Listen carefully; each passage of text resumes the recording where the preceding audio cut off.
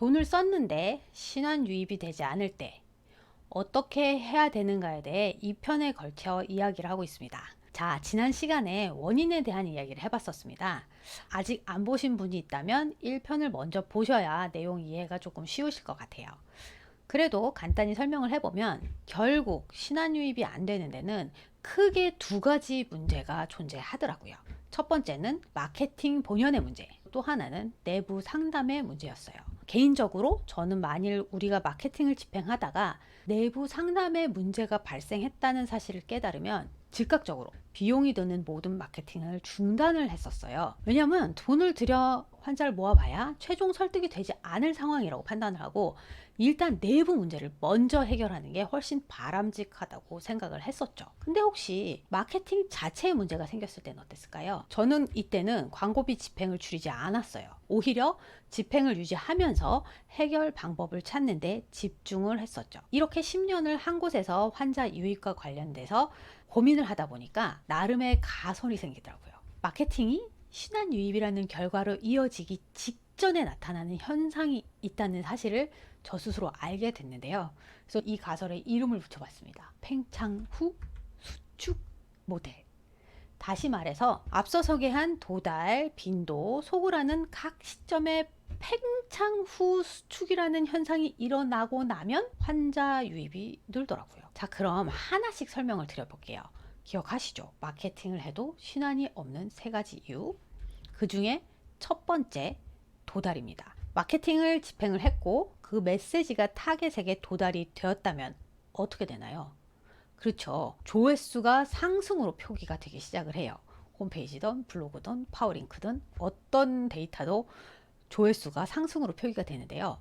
숫자가 점점 늘어나면 어깨가 으쓱해져요. 뭔가 대단히 잘한 것 같고 이제 드디어 환자가 몰려올 것만 같은 그런 기대감이 생기기 시작을 하죠. 근데 경우에 따라서는 조용하단 말이에요. 이렇게 조용하다면 문제는 실은 이거예요. 도달의 범위가 너무 넓은 것일 수 있으세요. 제가 치과의 상황을 가정해서 설명을 한번 드려볼게요. 제가 마케팅을 시작한 초기에 치아 미백이라는 키워드를 활용해서 광고를 많이 했었는데요. 현재 지금 2023년 6월 데이터를 살펴보면 월 조회수가 51,360건이 나오더라고요. 과거에도 비슷했어요.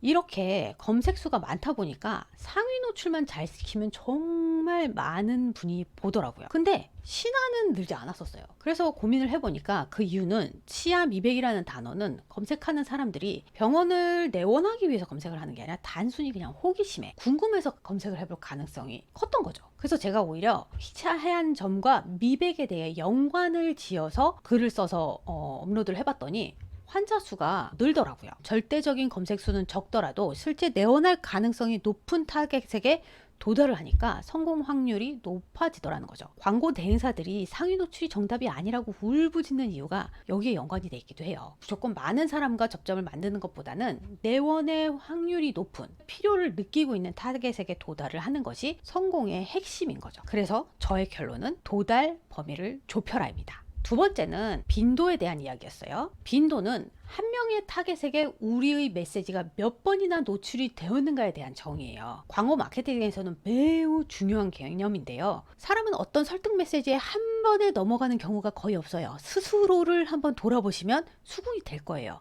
누가 그냥 생전 처음 들어보는 어떤 주장을 한다고 후딱 넘어가진 않으시잖아요. 하지만 여러 차례 같은 주장에 대해서 이야기를 듣다 보면 가랑비에 옷이 젖듯이 설득이 될 때가 많아요. 이런 이유로 4대 매체에서는 빈도는 최소 3회가 필요하다 라고 교과서에 나와 있고 온라인 마케팅에서는 7회에서 제가 본 가장 큰 숫자는 28회까지 필요하다는 얘기를 들어봤어요. 결국 내가 설득하고자 하는 환자를 우리 병원 문을 열고 들어오게 하기 위해서는 그 사람과 최소한 7번의 접점을 만들어야만 결과에 도달할 수 있다는 이야기가 되는 거죠. 내가 1000번의 메시지를 송출을 한다면 이를 1000명이 보게 하는 게 아니라 100명이 10번씩 보게 하는 게 적합하다는 이야기가 되는 거죠. 그렇다면 어떻게 1000명이 1000번을 보던 것을 100명이 10번씩 쪼개서 보게 할 수 있을까요? 라는 궁금증이 머릿속에 떠오를 수밖에 없는데요. 해답은 주제를 좁혀라예요. 다시 한번 치과를 예로 들어서 설명해 볼게요. 만일 우리 치과가 마케팅을 하는데 임플란트, 치아 교정, 충치 치료 이렇게 세 가지에 대해서 이야기를 하고 있다면 메시지가 각각 다른 고객에게 도달하고 있을 확률이 커요. 만일 주제를 임플란트로 확 좁히고 키워드를 뼈이식, 상악동 거상술, 오버된 초로 좁힌다면 이는 같은 사람에게 여러 번 메시지를 도달시킬 확률을 높이는 게 돼요. 근데 간혹 이렇게 조언을 하면 겁을 내는 분들을 보게 돼요. 범위가 좁아지면 도달하는 환자가 적어지고 혹여 이 때문에 내원하는 환자가 줄까 걱정이 되시는 경우가 있더라고요. 하지만 제가 팽창 후 수축 가설을 세우고 10년 동안 추적 조사를 해본 결과 그렇지는 않았어요. 그래서 한 번은 시도를 해보시기를 바래요. 왜냐하면 어떤 병원도 무한한 예산으로 마케팅을 하지는 못하세요. 한정된 예산으로 한정된 집행을 하게 되는데 이때 한정된 예산을 과도하게 분산시키면 오히려 설득을 할 가능성을 낮추더라고요. 한마디로 주제를 좁히세요. 뾰족해야 관역에 정확하게 도달을 합니다. 마지막으로 소구입니다. 가정해 보겠습니다. 앞에서 1000명한테 도달하던 메시지를 주제를 좁혀서 100명에게 10회 빈도로 도달하게 만들었다고 할게요. 그럼에도 불구하고 환자가 오지 않는다면 이제 슬슬 화가 날 수도 있어요. 이제 남은 원인은 하나예요. 소구. 한마디로 우리의 메시지가 매력적이지 않았을 가능성이 큰 거죠. 광고 마케팅에서 매력 없는 메시지는 어떤 메시지일까요? 주변을 살펴보면 마케팅을 잘하는 사람부터 마케팅의 대가까지 대부분 한 가지 이야기를 해요. 복잡하고 헛갈리고 산만한 메시지가 효과가 없다고요. 성공하는 마케팅 메시지는 항상 명확해요. 딱 들으면 아 하고 상식적으로 이해가 되는 메시지가 보통 효과가 있는 메시지인데요. 예를 들어볼까요? 쿠팡 하면 뭐가 떠오르세요? 로켓 배송. 마켓컬리 하면 샛별 배송.